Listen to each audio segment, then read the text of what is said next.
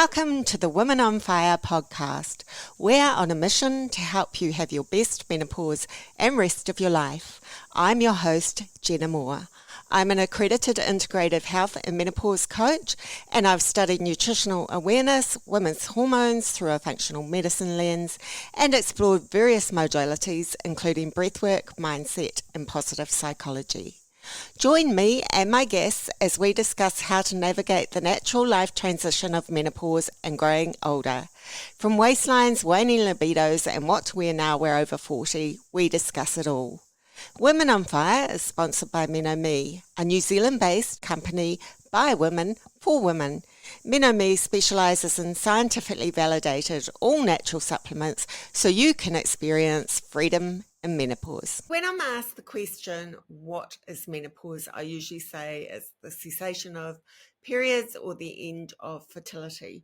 But sometimes that can feel a wee bit simplistic and like it needs a little bit more of an explainer. The reason for that is the term menopause can often be used as an umbrella term.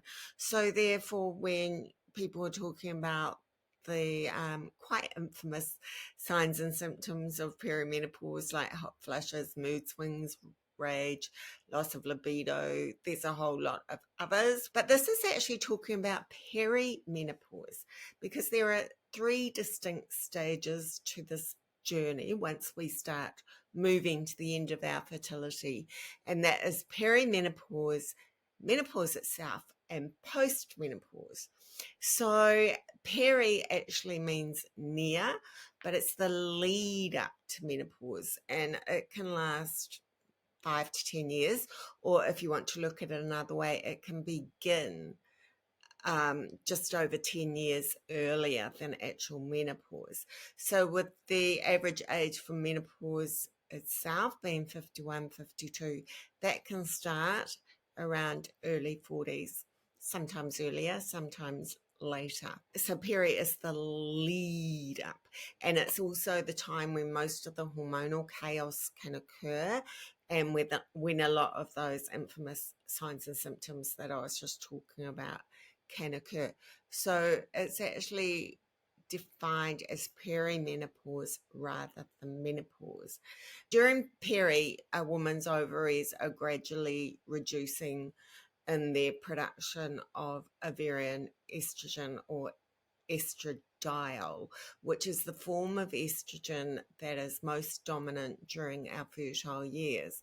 And as production of that starts reducing and we get fewer eggs, we start releasing fewer eggs, and then as it stops producing totally, we stop producing eggs and we go through that menopause transition. So you can listen to season 1, episode 104, to how will I know if I'm in perimenopause, to learn more about that. But menopause is actually the last day of your last period. But the rub lies that you only know about it 12 months later.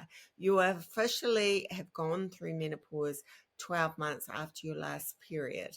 But as I say, you do not know that till afterwards, because at the time of speaking, there is no reliable test for that, and experts are unsure if there ever will be, because hormones can go through so many fluctuations at this time. So the word for menopause, that comes from the Greek language, men meaning monthly, no, not men, and pause meaning pauses. So put the two together and it's basically the pause of your monthly periods. So sometimes it's called the change or the change of life, and certainly there are changes, including becoming period free.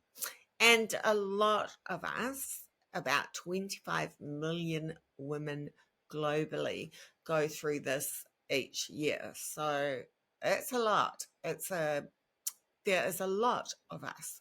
And it's like we become part of this huge worldwide club. But we didn't know that before because it was swept under the carpet. And now we're talking about it more. As I say, the average age for this to occur is around 51, 52.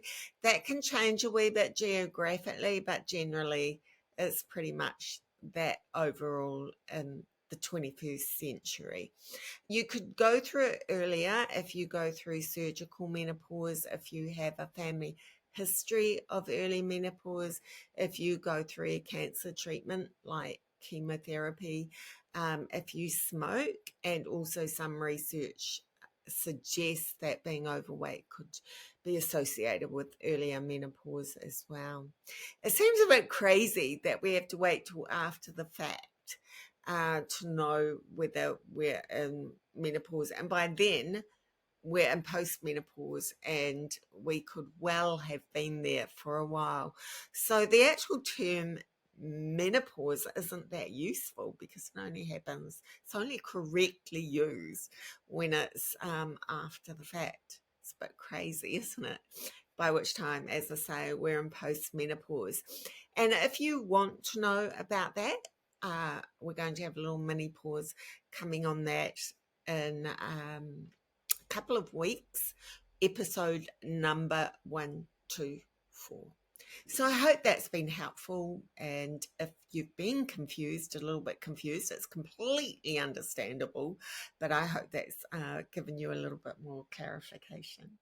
Thank you for listening to this episode of Women on Fire. If you love what we share, please subscribe and give us a rating and or a review. In addition, visit the MenoMe YouTube channel where you can subscribe and watch all of the interviews. That's the best way to support this podcast so we can continue to bring it to you. Thank you for your interest in midlife, menopause, and Women on Fire. Let's keep this